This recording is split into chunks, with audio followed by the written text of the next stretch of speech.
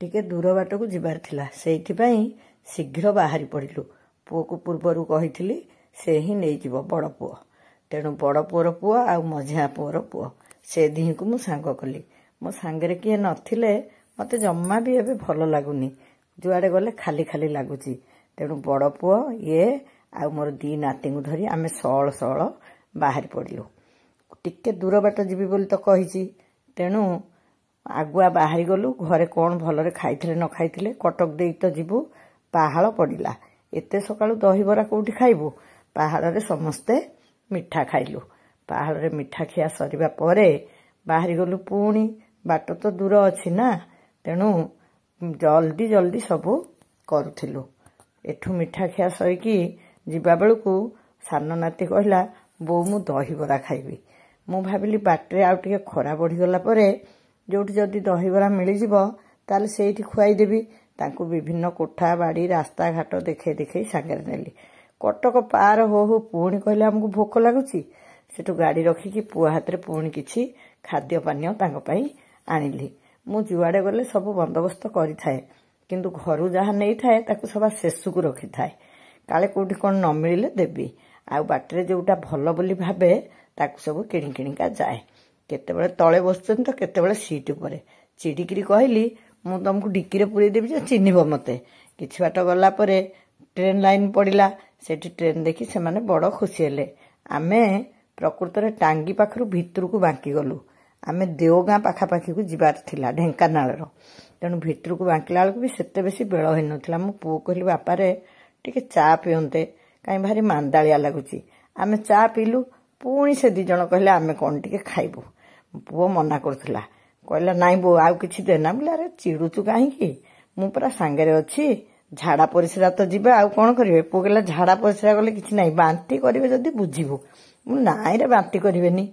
से छुआ दींकर खुशी देखी मते भी भारी खुशी लागुथला। तांको बाट घाट जंगल सब देखे देखे नउथली। से दी जण को पुणी सुसु लागिला। सुसु लागिला कि प्रकृत से जंगल पाखरे टिके उल्लेख तांको मन हला के जानी। जहा भी हो छुआ दिहा आउ सुसु करिवेनी ना कोन। पुणी पुओ कही गाड़ी अटकेली। छुआ दिहे सुसु कले। पुणी दफाए कथा पड़ला। पुओ कहला बो सुसु सिना करदेले या पर देखिबु झाड़ा आउ बांती हो। नाई रे धन तू काई व्यस्त होउचु। मु पा सांगरे अछि। सतु सत रास्ता भारी भल लागुथला। खरा भी तो टाण हेई नथिला। तेणु आमे भारी खुशी रे जाउथुलु। से तांगर बाप पुओ गपुथिले। आमे हमर पछाड़े मा नाती बसिकी विभिन्न कथा गछ दूररू देखा जाउथला। से सब देखौथुलु। अरे अरे मांकड़ आसीगले परा। मु आगुरु थरे एपटे जिबा बेले पिला मानकु बुझेई देइछि आमे केबे भी ओल्हेकी मांकड़ को खायाकु दबानी। काइना से माने अलसुआ हेई जिवे आ रास्ता रे बुलाबुली कले गाड़ी धक्कारे मरिबे। हेले आगुरु किए मेंचाए खाद्य से मानकु देई सारिथिला। आमको भल सुविधा हला। ए पिला दिहे कहले बो आमे सिना खाइबाकु दबानी से तो खाउचंती आमे टिके देखिबा। पुणी बड़ पुओ कही गाड़ी अटकेली। प्रकृत रे गुड़ाए मांकड़ सेठी देखुथिले। ये सब उहुकी आहांकी करी से मांकड़ देखिले। एबे बुलाबुली करियाकु गले बहुत पानी न पीले मो देह खराब हो जाउची। मु बहुत पानी पी देइथिली। तेणु पुओ को भी कहली टिके गाड़ी रखियो। निरोला जंगल गाड़ी रखिकी मु ओल्हेकी टिके बाहर को गली। से जंगल एते भल लागिला निजे टिके रास्ता रे बुलिली। देवगां अल्प बाट पर जंगल सरीजिवो आउ आमे निर्दिष्ट जगार पहुंची जिवु। एई पाखरे मो मझिया पुओर भी सांग घर। कि सुंदर पोखरी देखुनांती। हेई तो कहू कहू से आसीगलेनी। से गाड़ी अटके आमको देखा करियाकु चाहिए। घर को डाकुथिले जे आउ जीवाकु बेल हबनी। छुआ दिहे सांगरे अछन। तेणु मना कली। छुआंको पई कोण आनी से आमको भेटिकी चली गले। से जीवा परे परे सेठी गोटे गछ मूले बहुत काउथिला। 1999 बात्या पूर्वरु आम ए गाँव में बहुत काऊ थिले। आपण मानक मत कौन कहिबे तो सेतेबेले ये सकाळु काऊ मानकु भी खायाकु दउथिले। किंतु 1999 बात्या परे मु काई आउ सेते बेसी काऊ आम गाँव रे देखुनी। तेणु पिला मानकु काऊ देखैली। काऊ देखैकी पुणी आमे आगे चललु। आम पहुंचवा जगह अल्प बाट रहिला। हेई तो पहुंची गलु। आउ पहुंची गला परे देखंतु आमे कुआडे जाउछु। एइटा ही थिला हमर गंतव्य स्थल। गोटे पहाड़ उपरे छोटिया गाँ। सेठी किए अछि चालंतु देखिबे। सेई गाँ को ही मु आसीथिली आजी मो नाती दिह को धरिकी। मु भी चाहुतिली जे सेमाने गोटे भिन्न परिवेश देखंतु। ମୁଁ ସିନା ବଣ ଜଙ୍ଗଲରେ ବଢିଥିଲି, ଏମାନେ ତ ସହରରେ ବଢିଲେ। ବଡ ବଡ କୋଠା ବାଡି, ସୁଖ ସମ୍ଭୋଗ, ଭୌତିକ ଉନ୍ନତି ହିଁ ଦେଖିଲେ। କିନ୍ତୁ କେମିତି ଭାବରେ ବି ମଣିଷ ଜୀବନ ଜିଉଛି, ଆହୁରି କେତେ ପାର୍ଥକ୍ୟ ଏ ସଂସାରରେ ରହିଛି, ସେସବୁ କଣ ସେମାନେ ଜାଣିପାରିବେ? ଏଇ ଦେଖିଲେ, ଏ ପରା ମୋ ଜୋଇଁ କେମିତି ହସି ହସି ଆମକୁ ପାଟଛୁଟି ନେଉଛନ୍ତି। ଏଇଟା ତାଙ୍କ ଘର। ତାଙ୍କ ଘର ଉପରେ ଗୋଟିଏ ଗଛ ଭାଙ୍ଗି ପଡିକି ଘରର ଅବସ୍ଥା ଏମିତି ହେଇଛି। ସେଇ କଥା ଶୁଣିକି ହିଁ ମୁଁ ଯାଇଥିଲି। ଦେଖନ୍ତୁ, ସମସ୍ତେ ଆସି କେମିତି ହସି ହସି ଆମକୁ ପ୍ରଣାମ କରୁଛନ୍ତି। କେତେ ଖୁସି ତାଙ୍କ ମୁହଁରେ ଦେଖିଲେ।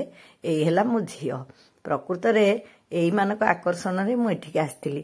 ମୋ ପରିବାର ତ ଏବେ ବହୁତ ବଢିଗଲାଣି, ଆଉ ମୁଁ ଏମିତି ଗୋଟେ ବିଶାଳ ପରିବାରରେ ବହୁତ ଭିନ୍ନତା ଭିତରେ ବଞ୍ଚିବାକୁ ହିଁ ଭଲ ପାଏ। ତାଙ୍କ ଘରେ ପହଞ୍ଚିଲା ବେଳକୁ ତାଙ୍କ ପାଦ ତଳେ ଲାଗୁନଥିଲା। ଆମକୁ କଣ ଖାଇବାକୁ ଦେବେ ବୋଲି ସେ ଖାଲି ବ୍ୟତିବ୍ୟସ୍ତ ହେଇ ପଡିଲେ। ମୁଁ ଦେଖିଲି ଖଟ ଉପରେ କଣ ବିଡ଼ାଏ ଆଖୁ ଥୁଆ ହେଇଛି। ଝିଅ କହିଲା, ବୋଉ ତମ ପାଇଁ ପୁରା ସଜାଡି ରଖିଛୁ, ଦେବୁ ବୋଲି।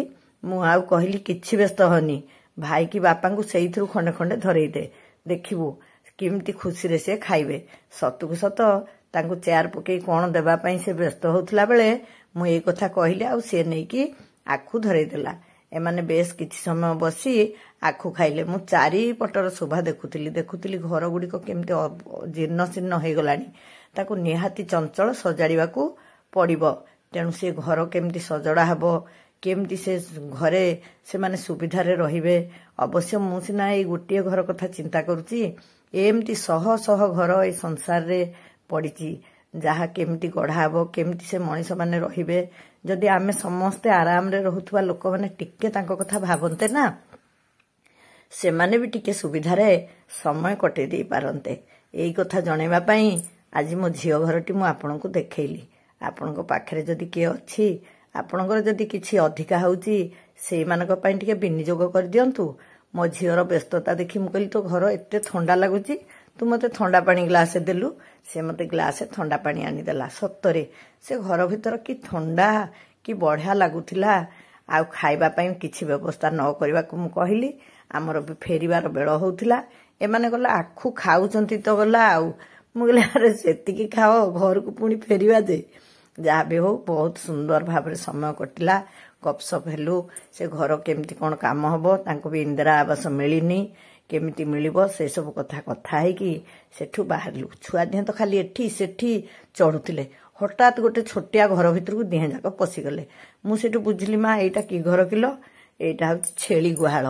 ମୁଁ ତ ତାଙ୍କୁ ସବୁଆଡକୁ ଛାଡୁଥିଲି, କାହିଁକି ନା ଏଇ ସଂସାରର ଏଇ ଗୋଟିଏ ଭିନ୍ନ ରୂପ ଦେଖିବା ପାଇଁ ତ ମୁଁ ସେମାନଙ୍କୁ ସାଙ୍ଗରେ ନେଇଥିଲି। ସେମାନେ ଦେଖନ୍ତୁ, ଭଗବାନଙ୍କ କୃପାରେ ଆମେ କେତେ ଭଲରେ ଅଛେ। ଉପରକୁ ଅନେଇଲେ ତ ଆଖି ପାଇବନି, ତଳକୁ ଅନେଇଲେ ହୃଦୟଟା ସୁନ୍ଦର ହବ। ସେଇଥିପାଇଁ ହିଁ ମୁଁ ଏଇ ସବୁ ଜାଗାକୁ ଗଲେ ତାଙ୍କୁ ସାଙ୍ଗରେ ନେଇଯାଏ। ସବୁଆଡ ବୁଲିବାଲି ଫେରିଲୁ। ଫେରିଲା ବେଳକୁ ବି ଆସି ଆମକୁ ସେମାନେ ଗାଡି ପାଖରେ ଛାଡିଦେଲେ। ଏଇ ଯୋଉ ସ୍ନେହ ସୌହାର୍ଦ୍ଦ୍ୟ ପାଇବା କଷ୍ଟ ଦେଖୁନାହାନ୍ତି ଛୁଆ ଗୁଡାଙ୍କୁ, ସେ ଖାଲି କାଖେଇ ପକାଉଥାନ୍ତି। ଆମେ ମନା କରୁଥାଉ, ସେ କାଖେଇ ପକାଉଥାନ୍ତି। ନିଜେ ଆସି ବେଗେ ବାଦାମ ଆଉ ଆଖୁ ଆମକୁ ଦେଇଗଲେ।